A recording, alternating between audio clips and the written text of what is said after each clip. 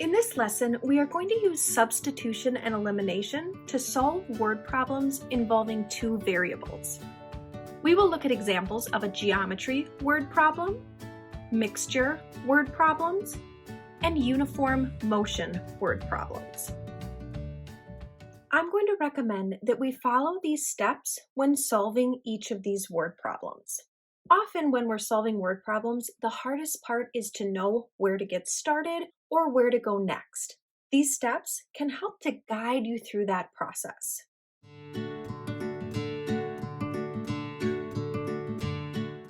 A rectangular parking lot has a perimeter of 125 feet. The length of the parking lot is 10 feet more than the width. What are the dimensions of the parking lot? So I've typed out the steps that we saw on the previous page. First step when solving one of these word problems. We want to identify what do we want to find in this problem. This problem is asking what are the dimensions of the parking lot? In other words, the length and the width of the parking lot. Next, we're going to use variables to name the unknowns. For the problems in this video, we will have two unknowns, and we will use two different variables to represent those two unknowns. One of the unknowns is length. So let's let L equal the length, and the other unknown is the width, so let's let W equal the width. If you prefer, you can use X and Y, or whatever letters you choose. Next step, and for many of us this is the hardest part, we want to use these variables to write a system of equations. Now in Chapter 1, we solved word problems involving one variable. And when we had one variable, we only needed to write one equation to solve it. In this chapter, we're solving problems involving two variables. When you have two variables, you need to write two equations in order to solve it. When you're dealing with problems involving geometric figures, like a rectangular parking lot, for example, I always like to draw a picture. Here's a rough sketch of a parking lot, and I'll label these sides the width, and I'll label these sides the length. Now let's use the information given in the problem to come up with our two equations. First, we're told that the rectangular parking lot has a perimeter of 125 feet. Remember, the perimeter is the distance around your shape. You can find the perimeter by adding all of the side lengths. So if we took W plus L plus W plus L, that will give us our perimeter. Since we're adding two W's and two L's together, we could instead write the perimeter as 2W plus 2L. And we're told that the perimeter is 125 feet. So the sum of the side lengths, or the perimeter, should equal 125. We've come up with one equation, but remember, when we have two variables, we need to write a system of two equations. Let's see if there's any more information in the problem that will help us to write our second equation. We're told that the length of the parking lot is 10 feet more than the width. Let's write that using a mathematical equation. The length is, in other words, the length equals 10 feet more than the width. In other words, the width plus 10. Now we have our system of two equations. We can now solve these two equations. And you can solve a system of two equations using either substitution or elimination. Both of these methods will always work when you're solving a system of two equations, so it's up to you. You can pick whichever of these two approaches you prefer. If you'd like an introduction and detailed overview of substitution and elimination, please watch my 3.1 video. For this example, I'm going to use substitution, but if you prefer, you can use elimination and you'll get the exact same answer in the end. And I've labeled these equations A and B just to help stay organized. To solve using substitution, to start, we can pick either equation A or equation B, doesn't matter, and we want to isolate either the W or the L. I notice right off the bat that equation B already has the variable L isolated. So the easiest way to start this substitution would be to pick equation B because it already has one of the variables isolated. So we've decided to pick equation B, and we want one of the variables isolated, but we're in luck because the L is already isolated. The next step is to go ahead and substitute L into the other equation, which is equation A. So I've started by copying down equation A, and we know that L is equal to W plus 10. So wherever we see L here, we're going to plug in W plus 10. So we'll start with 2W plus 2, and again, we're replacing L with W plus 10.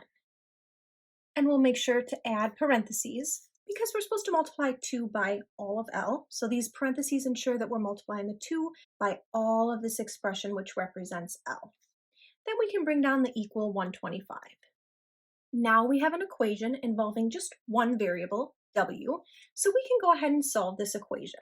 We'll bring down the 2W, and then we can distribute this 2 to give us a plus 2W and a plus 20. And we'll bring down the 125. Then we'll combine like terms. 2W plus 2W will give us 4W. We'll bring down the plus 20, and we'll carry down the equal 125. To solve this equation, we want to isolate W. So let's subtract 20 from both sides of the equation, and we'll continue our work over here. That will leave us with 4W. These 20s will cancel, and so we'll be left with 125 minus 20, which gives us 105. Last step, to isolate W, we can divide both sides by 4. These 4's will cancel to give us W is equal to, and 105 divided by 4 gives us 26.25. So we found our width. Now be careful here because we haven't fully solved the problem. Remember, for the problems in this section, we will have two unknowns, or in other words, two variables that we're trying to solve for. We found the width, but we still have to find the length. So for the last step, let's plug W into either equation A or B in order to find the length L. Doesn't matter if we pick equation A or B here, we'll get the same answer either way. I'm going to pick equation B. So I'm going to write equation B right here. And we're going to plug W into equation B, so that will give us the length is equal to, and where we see W, we're going to replace it with 26.25, and then we'll bring down the plus 10. And if we take 26.25 plus 10, that gives us our length of 36.25. Now, when you get your final answer for a word problem, you always want to pause for a second and make sure your answer is reasonable in the context of the problem. So we're looking for dimensions of a parking lot here. So we want to make sure that we don't get negative widths or lengths, for example, because that wouldn't make any sense. But to have a width of 26.25 feet and a length of 36.25 feet, that seems reasonable. So let's write our final answer using a complete sentence. The width of the parking lot is 26.25 feet, and the length of the parking lot is 36.25 feet.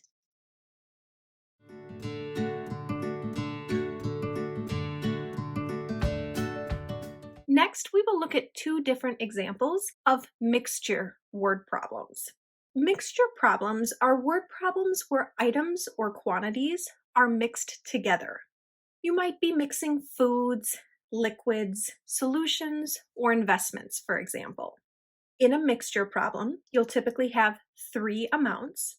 2 are the amounts that are being mixed, and the third amount is the resulting mixture. For the first mixture word problem, we will be mixing 2 different foods to obtain a mixture. At Century Grocery Store, pecans cost $2 per pound and cashews cost $5 per pound. A backpacker goes to Century and mixes pecans and cashews to make a 10-pound nut mixture. After the backpacker mixes pecans and cashews together, the total cost of his mixture is $3.20 per pound. How many pounds of pecans and how many pounds of cashews did the backpacker put in the mixture? When you first read a mixture problem, it can seem a bit overwhelming. There's often a lot of different information and several different numbers given in the problem. But if we work through this problem using each of our problem-solving steps, we'll see that this problem becomes very manageable. So step 1, when we're solving a word problem, what do we want to find in the problem? Let's see. The problem is asking how many pounds of pecans and how many pounds of cashews did the backpacker put in the mixture? Now that we've identified what we're trying to find, we're going to introduce variables to represent the unknowns. Again, for the problems in this section, we will have two unknowns, and so we'll need to use two different variables to represent those two unknowns. So one of the unknowns is how many pounds of pecans. So I'm going to let P equal the number of pounds of pecans. The other unknown is how many pounds of cashews. So I'm going to let C equal the number of pounds of cashews. Now, once we've named our two unknowns, we want to write two equations. But for mixture problems, I highly recommend you first create a table because the table is really going to help us to come up with those two equations. So I've created an outline for our table here. For row 1, we're going to put pecans. For row 2, we'll put cashews. And for the third row, we'll put mixture. Then let's label the first column, number of pounds, the second column, price per pound, and the third column, the total price. Now you might see different variations of this type of mixture problem, but the general outline of this table will stay the same. Let's say instead you are mixing two different types of tea, maybe green tea and jasmine tea, then the only thing that would change in this table would be to put green tea here and jasmine tea here. Now we just have to add the given information from the problem into our table. Let's start with the number of pounds of pecans. That's our unknown. That's what we're trying to figure out in this problem. And we've let P represent the number of pounds of pecans. So let's put P here. For the number of pounds of cashews, that's our other unknown. We've introduced the variable C to represent the number of pounds of cashews. So let's put C here. Here we want to write the number of pounds in the mixture. If we look carefully in our problem states that we're going to create a 10-pound nut mixture. So that means there's going to be 10 pounds in our mixture. Next, let's fill out the price per pound column. We're told in the problem that the pecans cost $2 per pound. So I'm going to put 2 for our price per pound of the pecans. The problem tells us that the cashews cost $5 per pound. So for the price per pound of the cashews, I'm going to put 5. Then, if we read through the problem carefully, we'll see that our mixture is $3.20 per pound. So for the price per pound of the mixture, I put $3.20. Next, we want to fill out this total price column. We know that the pecans are $2 per pound. So if you bought 3 pounds of pecans, you would be spending $2 times 3. Since we're buying P pounds of pecans, the total price will be 2 times P. For the cashews, we know that the cashews are $5 per pound. So if we're buying C pounds of cashews, the total price will be 5 times C. Then, for the total price of the mixture, we know that the mixture will cost $3.20 per pound.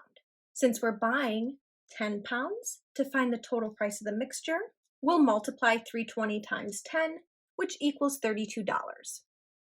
Notice the patterns in this table here. To obtain this total price column, we multiplied the number of pounds of pecans, P, times the price per pound of the pecans, 2, to get the total price of the pecans, 2P. For the cashews, we multiplied the number of pounds of cashews, C, by the price per pound of the cashews, 5, to get the total price, 5C.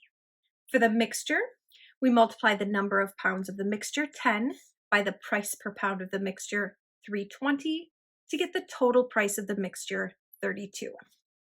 Now that we've filled out this table, we can use the information in the table to help us come up with our two equations. Let's use this first column to write our first equation. Since our mixture is only made up of pecans and cashews, if we take the number of pounds of pecans plus the number of pounds of cashews, that will give us the total number of pounds in our mixture. In other words, P plus C is equal to 10, as I've written here. To come up with our second equation, we'll use the total price column from our table.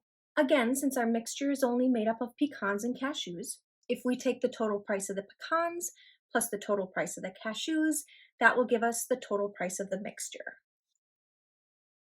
In other words, 2P plus 5C equals 32. Now we've come up with our two equations. For the next step, you can use either substitution or elimination to solve. Either method will always work. Both methods will give you the same answer in the end. Since we used substitution to solve the last problem, I'm going to use elimination to solve this problem. To solve using elimination, I'll start by copying down these two equations right here. Now, when we're solving using elimination, we either want to get the p's to have matching but opposite coefficients, or we want to get the c's to have matching but opposite coefficients. Either way will work. Let's suppose we decide to get the p's to have matching but opposite coefficients. We will just need to multiply the top equation by -2. That will leave us with -2p. -2 times c will give us a -2c. And -2 times 10 will give us -20. And then we can carry the bottom equation over here. Now, our p's have matching but opposite coefficients, -2 and +2. The next step is to add the two equations together. And since our p's have matching but opposite coefficients, they will cancel out, or in other words, be eliminated when adding the equations together. So the p's cancel. -2c plus 5c will give us a +3c. And -20 plus 32 will give us a +12. To isolate c, let's divide both sides by 3, and that will leave us with c is equal to 4. So what did c represent? Well, c represents the number of pounds of cashews. But remember, for these problems, we're going to be solving for two variables. So we're not done yet. We also have to find the number of pounds of pecans. So once we've found c, we can plug c into either of these equations in order to find the other variable p. This top equation looks simpler, so I'm going to pick the top equation and write it here. And since we know that c equals 4, let's go ahead and plug in 4 for c. And then if we subtract 4 from both sides, we'll be left with p equals 6. Now again, with word problems, you always want to pause at the end to make sure your answer is reasonable. Since c represents pounds of cashews and p represents pounds of pecans, we want to make sure, for example, that we're not getting negative answers here. But 4 and 6 seem reasonable. So for the last step, let's write our answer using a complete sentence. So the question asked how many pounds of pecans and how many pounds of cashews did the backpacker put in the mixture? So I answered the backpacker mixed 4 pounds of cashews and 6 pounds of pecans.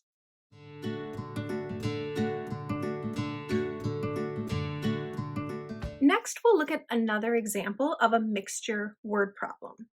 In this mixture word problem, we're going to be mixing two different types of investments. Maria recently retired. Her goal for retirement is to earn $7,200 per year in interest. She has $120,000 to invest. She can invest in a AAA rated bond that pays 5% interest per annum, in other words, per year, or a B-rated bond that pays 8% interest per annum, in other words, per year. How much should Maria invest in each bond in order to achieve her goal? Now for this problem, I haven't typed out each of those problem-solving steps, but we're still going to think through each of those steps as we work through this problem. First, we want to identify what do we want to find in the problem. The problem is asking, how much should Maria invest in each bond in order to achieve her goal? Next, we're going to introduce variables to represent the unknowns. Now, in Chapter 1, we learned how to solve a problem like this using just one variable. You could solve this problem using one variable, but in this section, we're practicing solving word problems using two variables. So we're going to see how to solve this word problem using two variables instead of just one variable. We're trying to find how much should Maria invest in each bond. There's a AAA rated bond and there's a B rated bond. So let's let A equal the amount Maria should invest in the AAA bond, and let's let B represent the amount Maria should invest in the B bond. Since we have two variables, we need to come up with two equations in order to solve this problem. Again, this is a mixture problem. We're mixing an investment in the AAA bond with an investment in the B bond to get our final mixture. Like the last mixture problem, we could use a table here to help us to come up with our two equations. But for this particular mixture problem involving investments, I think we can come up with our two equations without creating a table. First, let's look at the total dollar amount that Maria has to invest. We see here that Maria has $120,000 to invest. So for our first equation, since we know Maria has $120,000 to invest, and she's investing all of that money in the AAA rated bond and the B rated bond, we can say the amount invested in the AAA bond plus the amount invested in the B bond will equal the total amount invested, which is $120,000. So this first equation just deals with the total amount you're investing. Our next equation will involve the interest amounts. Let's identify the important numbers involving interest in our problem here. Maria's goal is to earn $7,200 per year in interest. The AAA rated bond pays 5% interest, so I'm going to put a 5% next to our variable A, just to remember that the AAA bond pays 5% interest, and the B rated bond pays 8% interest per year. So I'm going to put an 8% next to our B variable, just to remind ourselves that the B rated bond pays 8% interest. Now, to come up with our interest equation, we know that we're collecting interest from the AAA rated bond and we're collecting interest from the B rated bond. And our total interest collected is $7,200. So if we take the interest collected from the AAA rated bond and add it to the interest collected from the B rated bond, that will equal the total interest collected.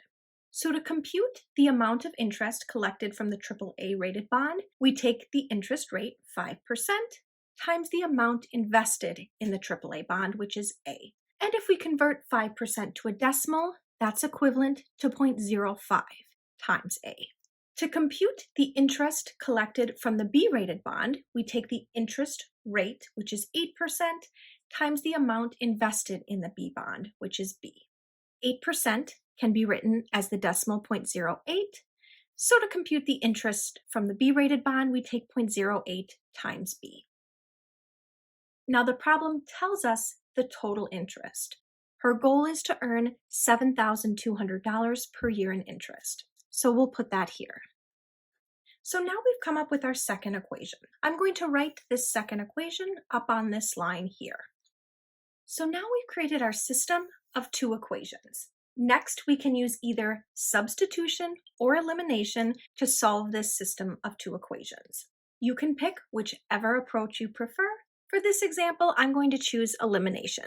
I'm going to work through this elimination process fairly quickly, but again, if you'd like an introduction to the methods of substitution and elimination, please watch my 3.1 video. To start the process of elimination, I'm going to copy these two equations down here. Next, we want to manipulate the equations so that either the A's have matching but opposite coefficients or the B's have matching but opposite coefficients. I'm going to multiply this top equation by negative 0.05 in order to get the A's to have matching but opposite coefficients. If I multiply each term in this top equation by negative 0.05, I will get this equation here, and then I'm going to carry this bottom equation over here. Now the A's have matching but opposite coefficients, so when we add these two equations together, the A's will cancel. Be careful with these types of problems because the most common mistake is that students place their decimals in an incorrect position. So watch your decimal placement carefully. When we add these equations, the A's cancel. Negative 0.05b plus 0.08b gives us 0.03b. And negative 6,000 plus 7,200 gives us 1,200. Next, let's divide both sides of the equation by 0.03 in order to isolate b. And that will leave us with b is equal to 40,000. Next, let's plug b into either of these original equations to find a. I'm going to pick this top equation because it looks a little simpler. So I'm going to copy this top equation down here. And let's plug 40,000 in for b. And then to solve for a, let's subtract 40,000 from both sides of the equation. And that leaves us with a is equal to 80,000. To help us state our final answer, let's look back at the question. How much should Maria invest in each bond in order to achieve her goal? Since we found that a equals 80,000 and a represents the amount she should invest in the AAA bond, we can say that Maria should invest $80,000 in the AAA bond. And since B equals 40,000, and we know that B equals the amount Maria should invest in the B bond, we can say that Maria should invest $40,000 in the B bond.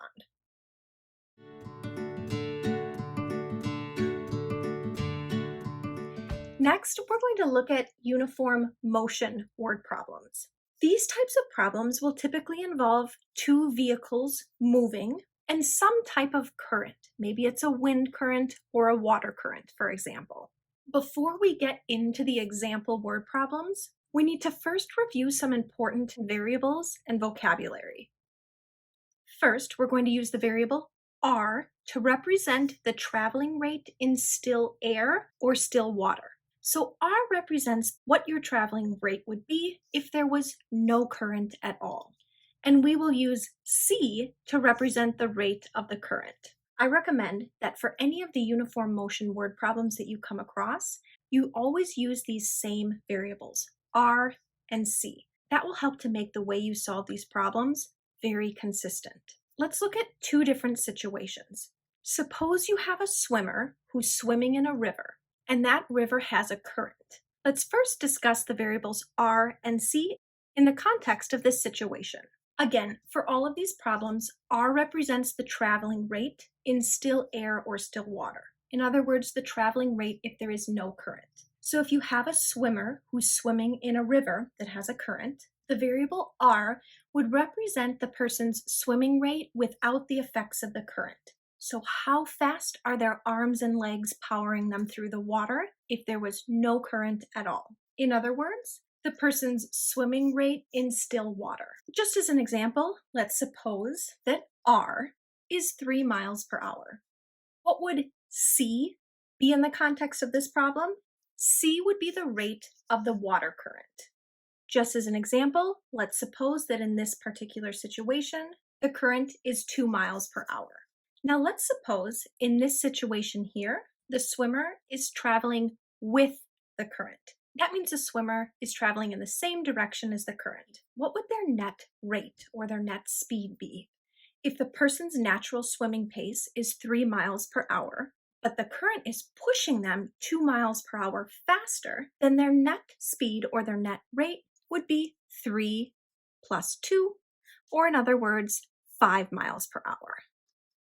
Now, to generalize this problem, if somebody is moving with the current to find their net rate, we take R, their rate in still water or still air, depending on the situation, and we add the speed of the current, C. So let's put this equation up here. Your net speed or rate when traveling with the current can be computed by taking R plus C. Next, let's look at the same situation. We have a person who's swimming in a river, and that river has a current, but this time the person will be traveling against the current. So in this case, when they were traveling with the current, the swimmer was traveling in the same direction as the current, but in this case, the swimmer is moving against the current, meaning the swimmer is traveling in the opposite direction of the current. Let's use these same numbers that we used up here. R will be 3 miles per hour, and C will be 2 miles per hour. To compute their net rate against the current, we'll take their swimming rate in still water, 3, but the current is going to be pushing against them. It's going to be slowing the person down by 2 miles per hour. So we want to subtract 2, and that will give us the person's net rate against the current.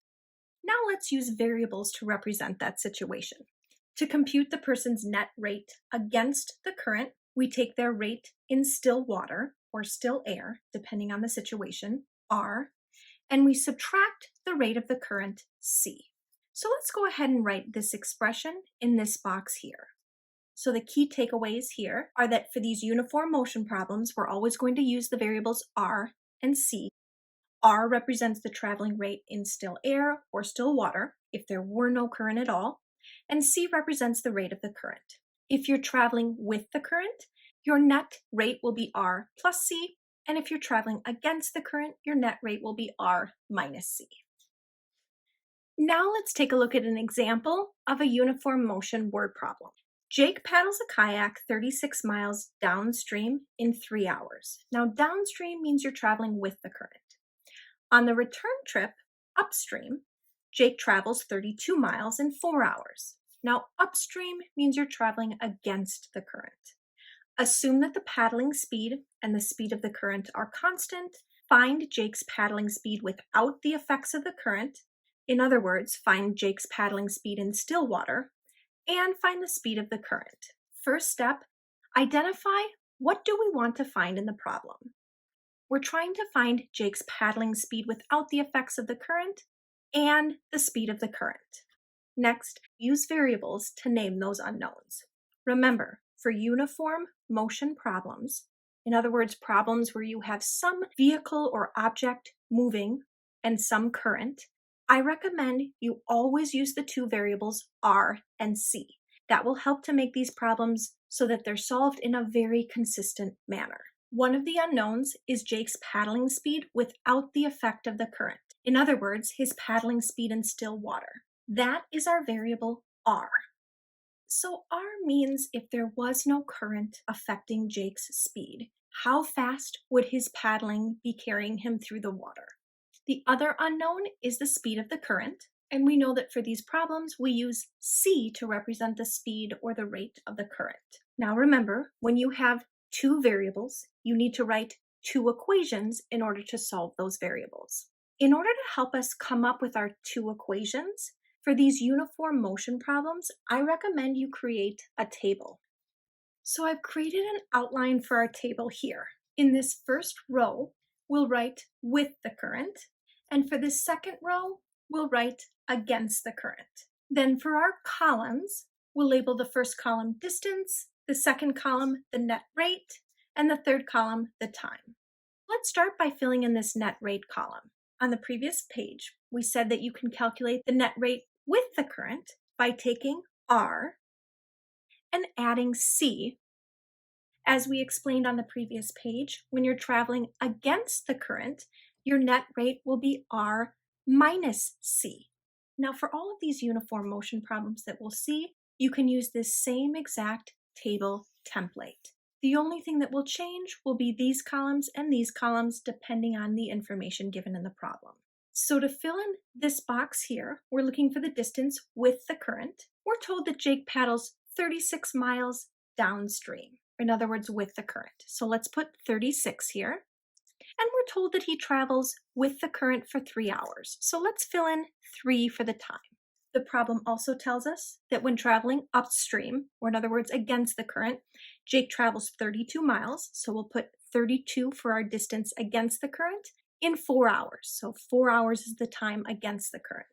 Now we'll use the information in this table to help us write our two equations. To start, the well-known distance formula tells us that the distance is equal to the rate times the time. So for our first equation, we can say the distance is equal to the rate times the time. Let's write that here. When traveling with the current, the distance 36 is equal to the rate R plus C times the time, 3. Next, let's come up with an equation to represent moving against the current. Again, we can use our distance formula, which tells us that the distance is equal to the rate times the time. So we can say when moving against the current, the distance 32 is equal to the rate R minus C times the time 4. Now, before we move on to substitution or elimination, we could manipulate these equations a little bit if we want. We could distribute the 3 here, and we could distribute the 4 here, or we could actually quickly simplify these two equations before moving on to substitution or elimination. I'm going to copy these two equations onto a separate sheet of paper to show you how to quickly simplify them. We could simplify this equation by dividing both sides of the equation by 3. 36 divided by 3 equals 12, and these 3's will cancel, leaving us with R plus C. Now we've simplified the equation. Similarly, we can simplify this equation here by dividing both sides of the equation by 4. 32 divided by 4 gives us 8, and these 4's cancel, leaving us with R minus C. So I'm going to copy these simplified versions of the equations onto the previous page. We saw that if you divide both sides of the equation here by 3, you get the simplified equation 12 equals R plus C. And we saw that if you divide both sides of the equation here by 4, you get the simplified equation 8 equals R minus C. Now, when you move on to substitution or elimination, you can use these equations, or you can use these simplified versions of the equations. Both ways will get you the same answer in the end. Again, you can use substitution or elimination. Both approaches will work, and both will get you the same answer in the end. I'm going to randomly decide to use elimination here, and I'm going to use these simplified versions of the equation because it'll make our work a little bit easier. Now, with elimination, we like our equations to be written in standard form, which means you have the variables on the left and the constants on the right.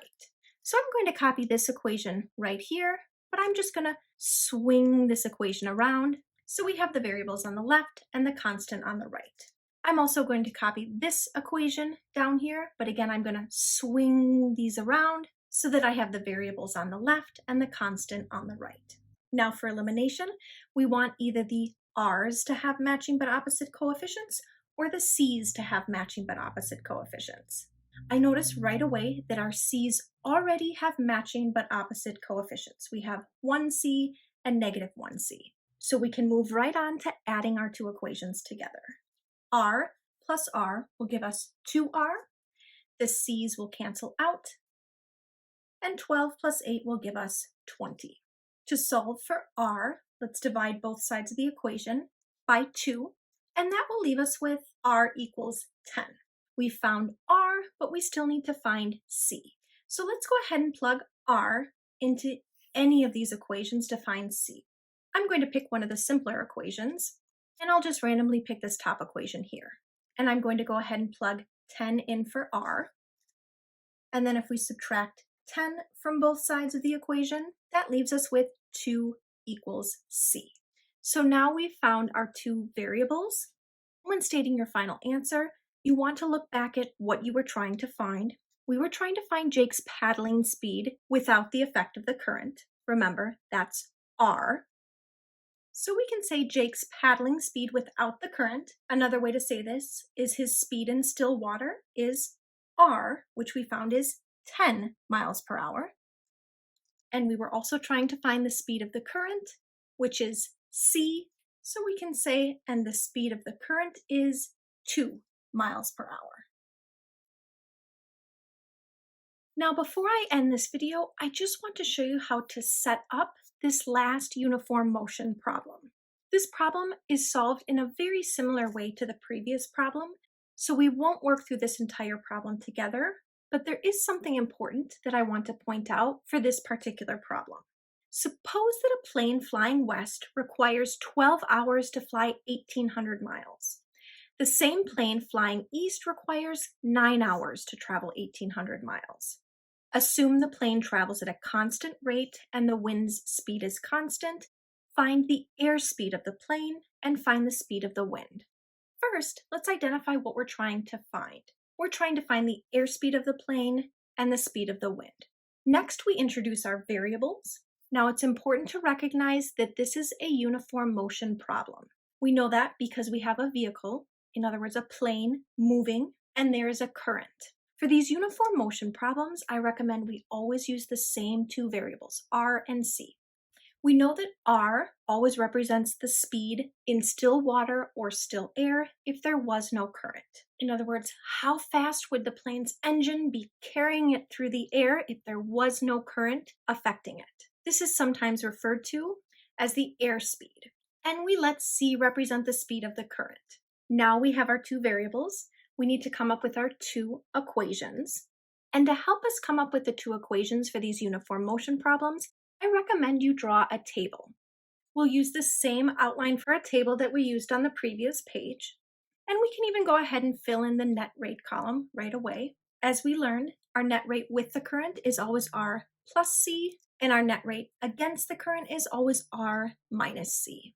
Next, we need to fill in these pieces. The issue here is that the problem tells us that the plane is flying west and east, but the problem doesn't specify which direction is with the wind and which direction is against the wind. Let's see, when the plane is flying west, it requires 12 hours to fly 1,800 miles.